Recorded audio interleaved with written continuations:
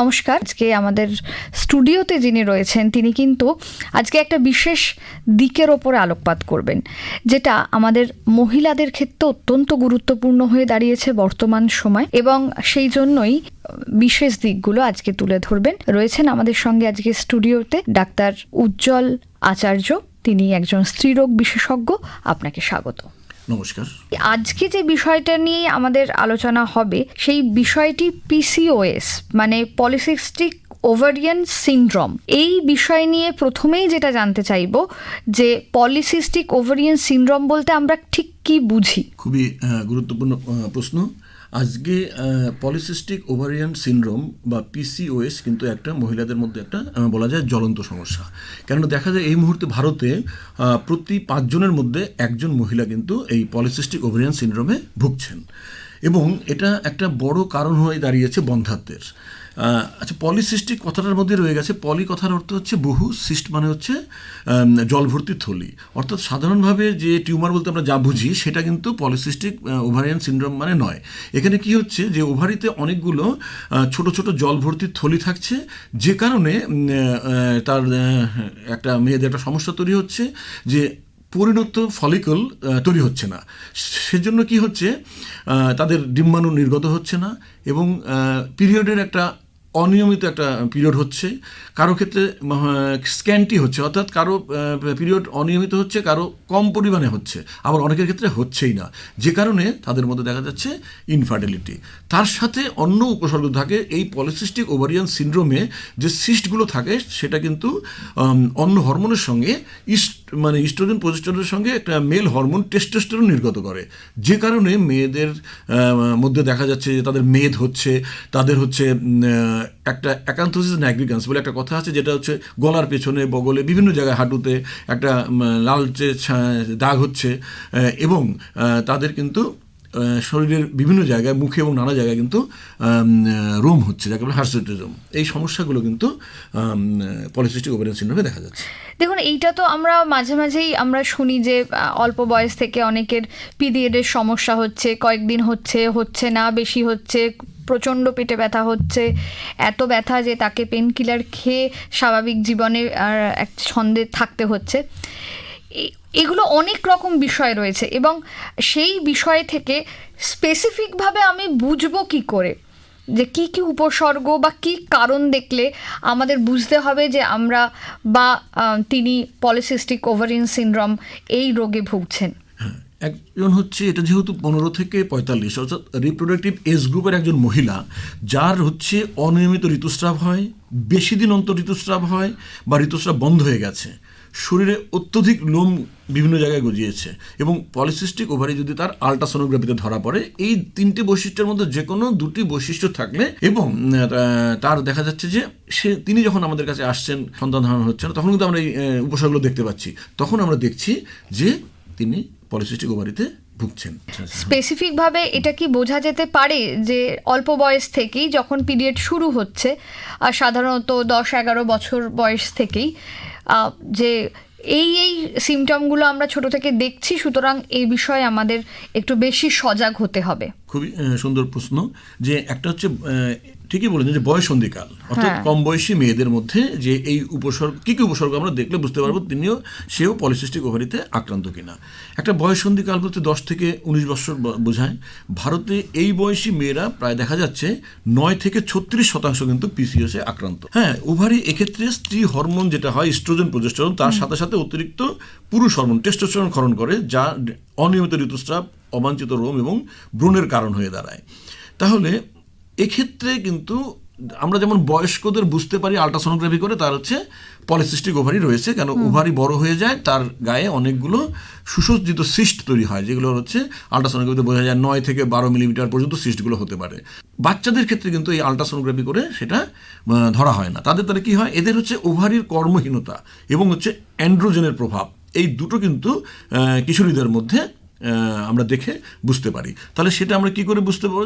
ধরুন একটা কিশোরীর তার পিরিয়ড শুরু হয়েছে, 1 বছরের মধ্যে দেখা যাচ্ছে যখন পিরিয়ডটা হচ্ছে তার 3 মাসের গ্যাপ হচ্ছে, আবার তার পিরিয়ড কারো শুরু হয়ে গেছে, তার দেখা যাচ্ছে যে 21 দিনের আগে হচ্ছে বা 45 দিনের পরে হচ্ছে, আবার কারো হচ্ছে 15 বছর পর্যন্ত কোনো কিশোরীর পিরিয়ডই হলো না এরকম, এবং কারো দেখা যাচ্ছে শারীরিক ধরুন হচ্ছে ডেভেলপমেন্ট হয়েছে, স্তনের ডেভেলপমেন্ট হয়েছে, কিন্তু পিরিয়ড হচ্ছে না। সেক্ষেত্রে হলে কিন্তু আমরা বলবো যে একটা স্ত্রীরোগ বিশেষজ্ঞের সঙ্গে পরামর্শ করা দরকার যে এই কিশোরী পলিসিস্টিক ওভারিতে ভুগছে কিনা। তাহলে সেক্ষেত্রে তিনি যখন একজন স্ত্রীরোগ বিশেষজ্ঞের কাছে যাবেন, কি কি পরীক্ষা সেই সময় তাকে করানো হবে? হ্যাঁ, যেমন বড়দের ক্ষেত্রে পিসিওডি বা পিসিওএস নির্ণয়ের জন্য আমরা সাধারণত রক্ত পরীক্ষা করি, আল্ট্রাসোনোগ্রাফি করি বা ল্যাপারোস্কোপি করি, কিন্তু বয়ঃসন্ধিকালে সেটা বলছি রোগ নির্ণয়ের ক্ষেত্রে এটার উপসর্গ দেখে এবং তার কাছ থেকে হিস্ট্রি নিয়ে, তার একটা 10 থেকে 19 বছর কিশোরী, তার অতিরিক্ত তার ওজন, তার শরীরে বিভিন্ন জায়গায় হার্সুটিজম হয়েছে বা রোম হয়েছে সেক্ষেত্রে, এবং তার হচ্ছে পিরিয়ডের গোলমাল, এই তিনটে দেখে কিন্তু তাকে আমরা সন্দেহ করবো যে পিসিওডিতে ভুগছে। আচ্ছা, ধরুন অনেক সময় আমরা এই বিষয়গুলোকে কিন্তু খুব বেশি করে গুরুত্ব দিই না, মানে হয়তো এ মাসে পিরিয়ড হলো, তারপরে হয়তো সামনের মাসের একদম শেষে গিয়ে হলো, মানে এই যে আপনি পরিমাণটা বললেন, সংখ্যাগুলো, সেখানে হয়তো তার 21 দিনের আগেই হয়ে গেল, অথবা 1.5 মাস হয়ে গেছে তার হয়তো পিরিয়ড হয়নি, বা এমন কিছু উপসর্গ হচ্ছে যেটা হয়তো সেই হিসেবে গুরুত্ব দেওয়াই হচ্ছে না। তাহলে এই ধরনের যে সমস্যা, মানে পিসিওডি, সেইটা পরবর্তীকালে কি দীর্ঘমেয়াদী কোনো সমস্যা তৈরি করতে পারে? হ্যাঁ, যেটা বললাম যে পিসিওডি বা থেকে যেটা পিসিওএস, হ্যাঁ, সেই পিসিওএস যদি সঠিক চিকিৎসা না হয়, তাকে লাইফস্টাইল মডিফিকেশন যদি তার না করা হয়, তাহলে কিন্তু দীর্ঘমেয়াদী কিছু কিছু রোগ তার হতে পারে। একটা হয় কি টাইপ 2 ডায়াবেটিস, অর্থাৎ ডায়াবেটিস হওয়াটার কারণ হচ্ছে যে এই পলিসিস্টিক ওভারিয়ান সিনড্রোম যাদের থাকে তাদের যে শরীরের কোষ ইনসুলিন সেটা সাড়া দেয় না, তাতে কি হয়, গ্লুকোজের মাত্রা শরীরে বেড়ে যায়, ডায়াবেটিস হয়। তারপরে যেটা হয় তাদের হলো হার্টের রোগ হয়, তাদের মানে ভিএলডিএল কমে যায়, কোলেস্টেরল, ভালো কোলেস্টেরলটা কমে যাচ্ছে, খারাপ কোলেস্টেরল পরিমাণটা বেড়ে যাচ্ছে, সেটা হচ্ছে ওই টেস্টোস্টেরনের জন্য। তারপরে এদের হার্টের রোগ হয়, এদের হাইপার টেনশন হয়, এদের হচ্ছে যেটা আর একটা মারাত্মক হয়, দেখা গেছে যে পলিসিস্টিক ওভারিয়ান সিনড্রোম থাকলে দীর্ঘমেয়াদী তাদের যে এন্ডোমেট্রিয়াম সেই স্তরটা মোটা হতে হতে, যেহেতু পিরিয়ড অনিয়মিত হচ্ছে না, একটা এন্ডোমেট্রিয়াল থিকনেসের জন্য ভবিষ্যতে কিন্তু তার এন্ডোমেট্রিয়াল ক্যান্সার হওয়ার সম্ভাবনা থাকে, এবং বন্ধ্যাত্ব তো হয়ই।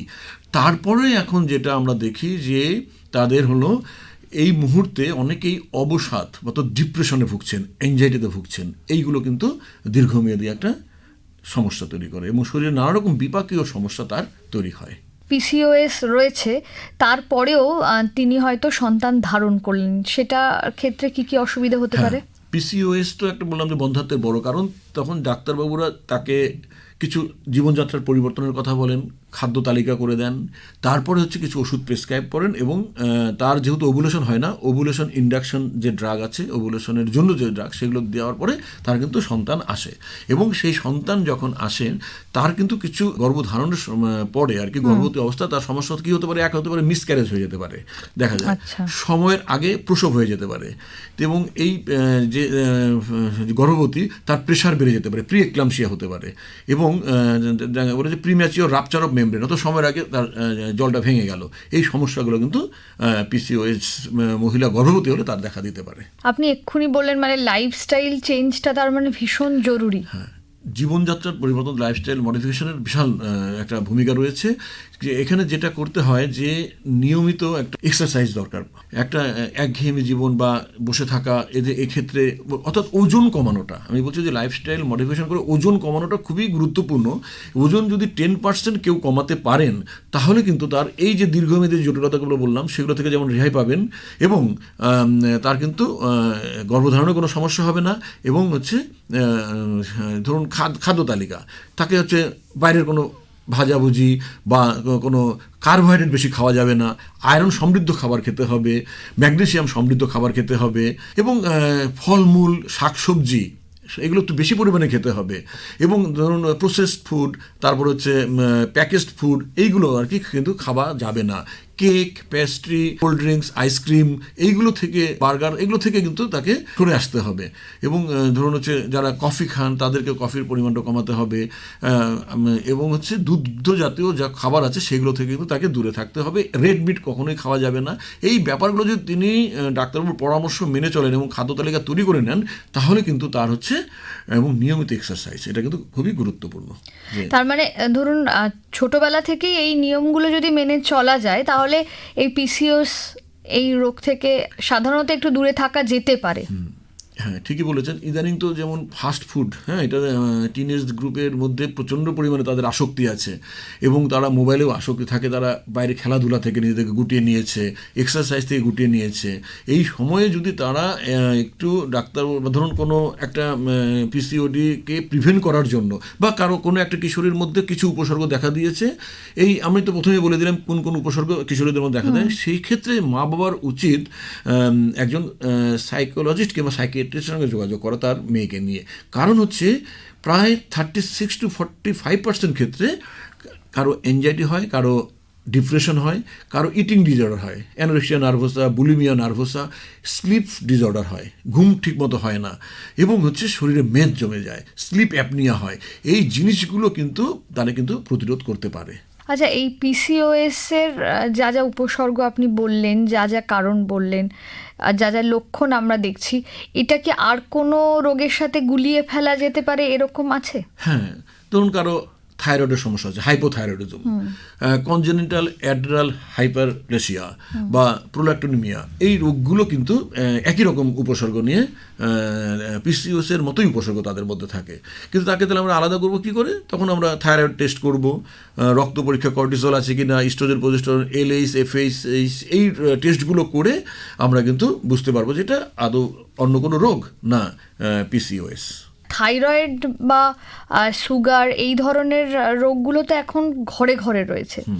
এবার এই পিসিওএস হঠাৎ করেও কি কেউ আক্রান্ত হতে পারেন?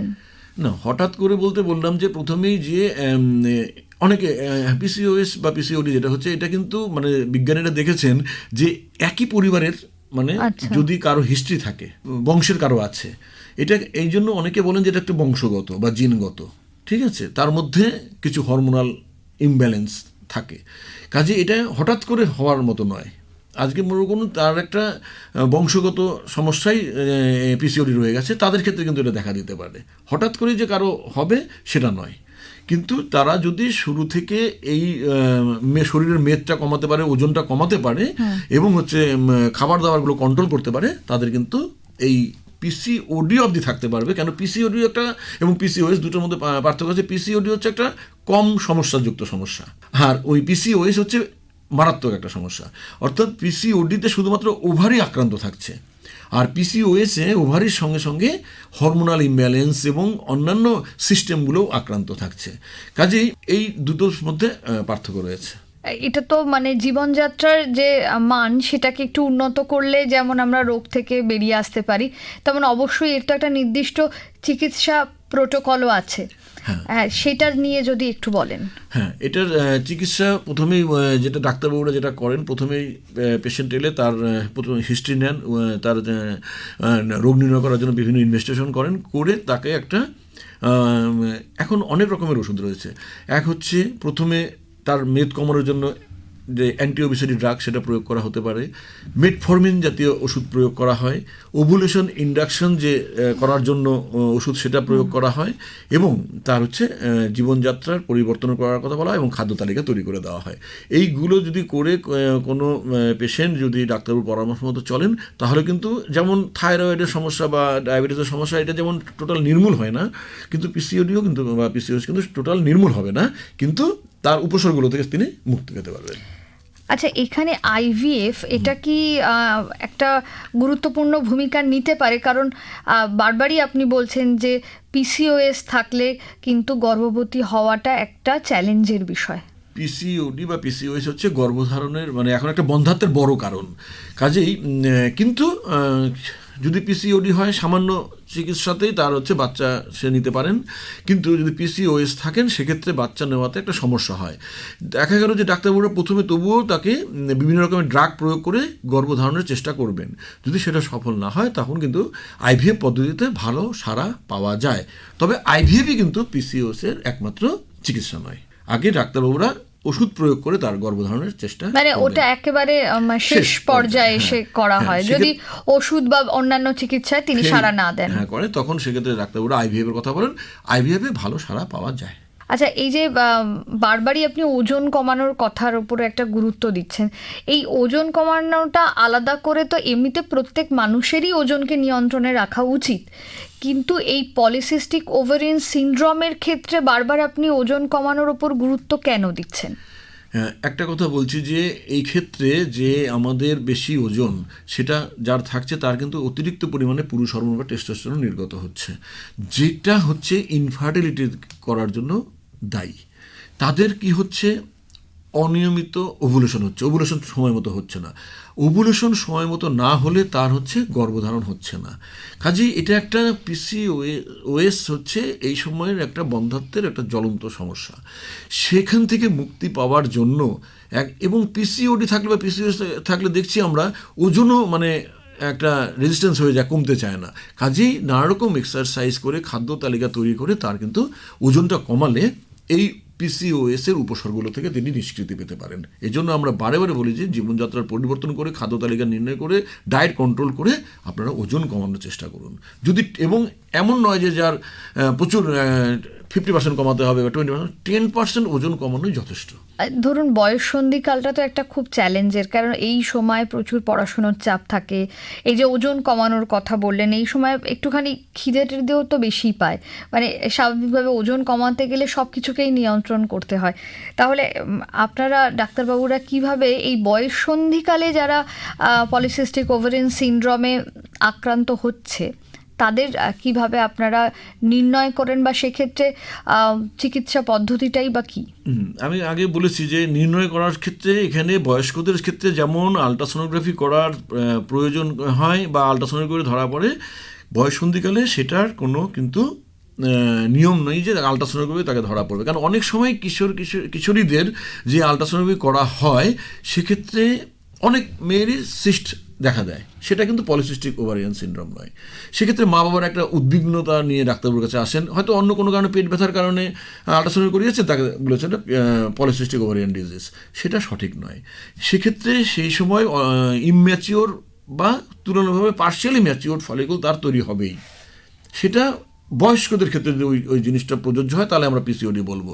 আর এই সময় আমরা আগে বলেছি যে এখানে যে ওভারির এখানে ইনঅ্যাক্টিভ থাকে এবং অ্যান্ড্রোজেন যেটা হচ্ছে মেল হরমোন, সেটার পরিমাণটা নির্ণয় করা হয় এই রক্ত পরীক্ষা করে এবং হচ্ছে ক্লিনিক্যাল আই দেখে আর কি, এবং তার হচ্ছে ডাক্তারবাবু তার হিস্ট্রি নিয়ে, পিরিয়ডের হিস্ট্রি নিয়ে তারা এর পেশেন্টের রোগ নির্ণয় করা যায়। এখানে কি হয়, পেশেন্টের অতিরিক্ত পিরিয়ডের গোলমাল যেমন থাকে তার সঙ্গে হার্সুটিজম থাকে, অর্থাৎ দাড়ি গোপ গজাচ্ছে, বিভিন্ন জায়গায় রোম হচ্ছে, এবং তার সাথে যদি রক্তের টেস্টোস্টেরনের মাত্রা বেড়ে যায় তাহলে আমরা বুঝবো যে এটা বয়ঃসন্ধিকালের পিসিওএস। খাদ্যাভ্যাসের ওপরে আপনি ভীষণ গুরুত্ব দিচ্ছেন, তাহলে যাদের এই পলিসিস্টিক ওভারিয়ান সিনড্রোম থাকবে তাদের আলাদা করে কি কি নজর দিতে হবে তাদের খাদ্য তালিকার ওপর? এটা আমি বলেছি যে এখানে যারা মানে পলিসিস্টিক ওভারিতে যারা ভুগছেন তাদের খাদ্য তালিকাটা বিশেষ গুরুত্বপূর্ণ। মানে কার্বোহাইড্রেট জাতীয় খাবার একদমই খাওয়া যাবে না। সেটা হচ্ছে মেইন। খাবারে প্রোটিনের পরিমাণ বাড়াতে হবে। ধরুন আটা রুটি খাক, সাদা রুটি চলবে না, ময়দা খাওয়া যাবে না, এইগুলো কিন্তু প্রথম থেকে মানতে হবে। যে কোনো প্রকারের মাছ খাক, চিকেন খাওয়া যেতে পারে, ঠিক আছে। আমি আবু বলেছি যে পেস্ট্রি, কেক, আইসক্রিম, রসগোল্লা, দুগ্ধ জাতীয় কোনো খাবার তারা খাবে না। টক দই খাওয়া যেতে পারে কিন্তু মিষ্টি দই খাওয়া যাবে না। যে কোনো পরিমাণ আপনার যেমন রেড মিট একেবারেই নিষিদ্ধ, চিকেন কিন্তু খাওয়া যেতে পারে। তারপরে যেটা আছে ফ্রুটসের উপরে জোর দিতে হবে। ফ্রুটস বলতে আপনার হচ্ছে গ্রেপস, রেড গ্রেপস আছে, ব্লুবেরি, ব্ল্যাকবেরি, চেরি, পেঁপে, তরমুজ, অ্যাভোকাডো, এগুলো খেতে পারে, আমন্ডস খেতে পারে, আখরোট খেতে পারেন, এগুলো খাওয়া দরকার। আর যেটা খাওয়া যাবে না সেটা হচ্ছে যেমন পাকা আম, কলা, এগুলো হচ্ছে খুবই কম পরিমাণে খেতে হবে। আর শাকসবজির মধ্যে পালং শাক খাবে, ঢেঁড়স খাবেন, টমেটো খাবেন, তারপরে হচ্ছে ব্রকলি খাবেন, এগুলো খাওয়া যেতে পারে। ছোলা এগুলো খেতে পারেন। এইগুলো খাবার দাবারগুলো করে কোনো রকমের মানে বাজারে যেগুলো প্যাকেটে পাওয়া যায় এবং প্রক্রিয়া করে যেসব খাবারগুলো তৈরি হয় সেই খাবারগুলো কিন্তু প্রসেসড কোনো খাবার, প্যাকেজড খাবার এগুলো কিন্তু খাওয়া চলবে না। এইগুলো যদি হয় তাহলে কিন্তু অনেকে বলেন যে আমি কি পনির খেতে পারবো, ঘি খেতে পারবো। ঘি খাওয়া যায়, পনিরটা তো খুবই উপকারী এই পলিসিস্টিক ওভারিতে। কাজেই এইরকমভাবে একটা খাদ্য তালিকা তৈরি করে, ধরুন কেউ একটু সকালে ঘুম থেকে উঠে যদি কেউ একটু সুদুষ্ট গরম জলে একটু লেবু মিশিয়ে খান, সেটাও উপকারী। এইভাবে নিজেকে একটা ঘরোয়া পদ্ধতি কিছু অবলম্বন করতে হবে, যেটা হলো পলিসিস্টিক ওভারিতে ডায়েটে বিশেষ জরুরি। পলিসিস্টিক ওভারিয়ান সিনড্রোমের চিকিৎসা যদি কেউ না করেন বা চিকিৎসা করাতে অবহেলা করেন, তাহলে সেক্ষেত্রে ভবিষ্যতে তার কি কি সমস্যা দেখা দিতে পারে? এক হচ্ছে যে নানা রকম বিপাকীয় সিনড্রোম হতে পারে। এক তো হচ্ছে ডায়াবেটিস হতে পারে, টাইপ 2 ডায়াবেটিস।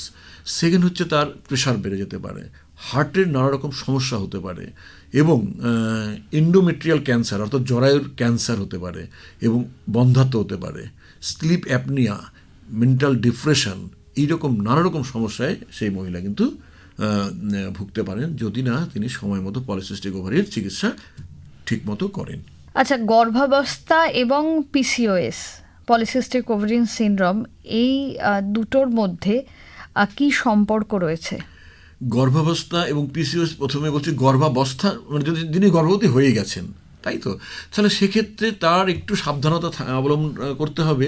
কেননা যারা যে সমস্ত পিসিওএস মহিলা গর্ভবতী হয়েছেন তাদের ক্ষেত্রে একটা হচ্ছে মিসক্যারেজের সম্ভাবনা থাকে, সময়ের আগে প্রসব হতে পারে, অর্থাৎ গর্ভপাত হতে পারে, সময়ের আগে প্রসব হতে পারে। তার প্রেশার বেড়ে যাওয়ার সম্ভাবনা থাকছে, অর্থাৎ প্রি এক্লাম্পসিয়াতে তিনি ভুগতে পারেন, প্রিটার্ম ডেলিভারি হয়ে যেতে পারে, সময়ের আগে তার প্রসব হয়ে যেতে পারে। এই জিনিসগুলো কিন্তু তার মাথায় রাখতে হবে এবং চিকিৎসকের পরামর্শ মতো এই গর্ভাবস্থাটা চালিয়ে যেতে হবে। শরীরের কোন কোন অঙ্গগুলো পিসিওএসে আক্রান্ত হচ্ছে? হ্যাঁ, শরীরের মানে যেটা হচ্ছে, আমি বললাম যে পিটিউটারি আছে, তারপর হচ্ছে অ্যাড্রিনাল গ্ল্যান্ড আছে, এই জিনিসগুলো কিন্তু, এবং শরীরের মানে যে বিশেষ করে এন্ডোক্রিন যে গ্ল্যান্ডগুলো আছে সেগুলোই পলিসিস্টিক ওভারিতে আক্রান্ত হয়। এই পলিসিস্টিক ওভারিয়ান সিনড্রোমের চিকিৎসা তিনি করলেন এবং করার পরে তিনি ভালো হলেন, সেটা কি আবারও আক্রান্ত হওয়ার বিষয় থেকে যায়? হ্যাঁ, খুবই ভালো প্রশ্ন করেছেন। পলিসিস্টিক ওভারিয়ান সিনড্রোমের চিকিৎসা সাধারণত ডাক্তারবাবুরা 3 থেকে 6 মাস করেন, কিন্তু কারো কারো ক্ষেত্রে সেটা 2 বছর অবধি হতে পারে। আচ্ছা।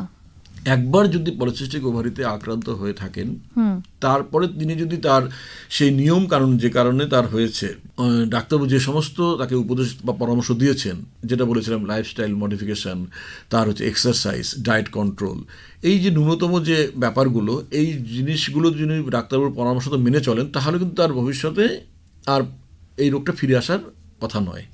কিন্তু যদি দেখা যায় জীবনযাত্রার পরিবর্তন হলো না, তিনি এক্সারসাইজ করছেন না, ডায়েট কন্ট্রোল করছেন না, তার আবার 2 বছর মানে যার একবার চিকিৎসা সেরে গেছে, ভবিষ্যতে তিনি আবার পলিসিস্টিক ওভারিয়ান সিনড্রোমে আক্রান্ত হতে পারেন।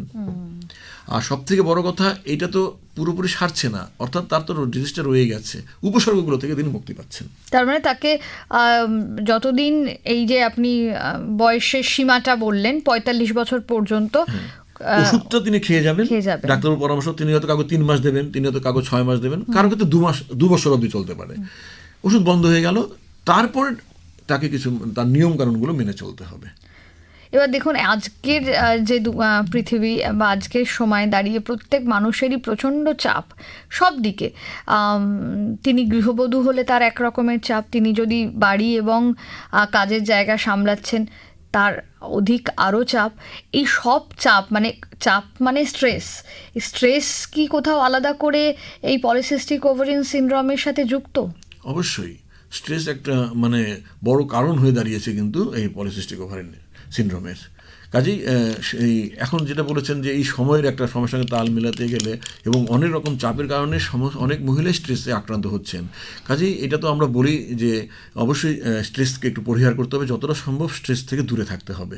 সেটা কিন্তু একটা বড় কারণ পলিসিস্টিক ওভারিয়ান সিনড্রোম। শুধু তাই নয়, অনেক তার পলিসিস্টিক ওভারিয়ান সিনড্রোম নেই, কিন্তু স্ট্রেস কিন্তু একটা মানে ইনফার্টিলিটিরও বড় কারণ। কি এটা হয় মানে যমজ সন্তান হওয়ার প্রবণতা কি এই পলিসিস্টিক ওভারিয়ান সিনড্রোম যারা আক্রান্ত হন তাদের আছে? ঠিক, পলিসিস্টিক ওভারিয়ান সিনড্রোম থাকলে বন্ধ্যাত্ব আসে। সেই সময় বন্ধ্যাত্বের চিকিৎসায় ডাক্তারবাবুরা যে ওভুলেশন ইন্ডাকশন ড্রাগটা প্রয়োগ করেন সেটা খেলে অনেকেরই টুইন প্রেগনেন্সি হয়, যমজ বাচ্চার জন্ম হতে পারে। অর্থাৎ পলিসিস্টিক ওভারিয়ান সিনড্রোম থাকলে যমজ বাচ্চা হতে পারে। ঘরোয়া বলতে তো আমাদের জীবনযাত্রার পরিবর্তন থেকে শুরু করে খাবার দাবার উপরে আমরা জোর দেবো, যেমন স্ট্রবেরি, আপেল, পেঁপে, কমলা, লেবু, তরমুজ, ডালিম, টমেটো, ব্রোকলি, ফুলকপি, টাটকা শাক, কুমড়ো, ক্যাপসিকাম, এগুলো অনেকে জিজ্ঞেস করেন আমরা কি মটরশুঁটি খেতে পারবো, ওটস খেতে পারবো, ব্রাউন রাইস এই সময় খাওয়া খুবই আচ্ছা, অনেকে জরুরি। মানে দুধের বিষয়টা, মানে দুধ তো একটা খুব ভালো হাড়ের জন্য বলে খেতেই হবে, তাই সেক্ষেত্রে এখানে দুধ খাওয়া না, যাবে? আমরা এখানে বলছি যে দুধটা এই সময় পলিসিস্টিক ওভারি সিনড্রোম থাকলে না খাওয়াই ভালো, কেননা দুধের মধ্যে যে ল্যাকটোজ থাকে সেটা হচ্ছে অ্যান্ড্রোজেন যে হরমোন আছে তার ক্ষরণটাকে বাড়িয়ে দেয়, যা ত্বকের ব্রণের কারণ হয়। এছাড়া ল্যাকটোজ শর্করা IGF-1 নামক একটা ইনসুলিন গ্রোথ ফ্যাক্টরকে উদ্দীপিত করে দেহে, ফলে ইনসুলিনের মাত্রাও বাড়িয়ে দেয়। এইসব কারণে আমরা বলি যে এই সময় দুধটা, সেক্ষেত্রে হয় কি এই যে ইনসুলিন গ্রোথ ফ্যাক্টরটা, ইনসুলিনের যে সেন্সিটিভ সেটা কমিয়ে দেয়। কাজেই টক দই খাক কিন্তু দুধ যাতে না খায়। এই সময় কেন, এটা তো দুধ মানেই তো প্রচুর পরিমাণে ফ্যাট এবং কার্বোহাইড্রেট, সেটা কিন্তু আমরা খাবো না। কিন্তু আমরা বলি যে ডিমটা খাওয়ালে কোনো অসুবিধা নেই, চিকেন খেলে অসুবিধা নেই, মাছ প্রোটিন খাকে প্রচুর খাওয়া যেতে পারে। আর তার সাথে পর্যাপ্ত ঘুম, স্ট্রেস কমানো, ওজন কমানো, এইগুলোর উপর বিশেষভাবে একটু নজর দিতে হবে এবং চিকিৎসা তো চলবেই। এবং এক্সারসাইজ। অনেক ধন্যবাদ আপনাকে। ধন্যবাদ আপনাদের। নমস্কার। নমস্কার।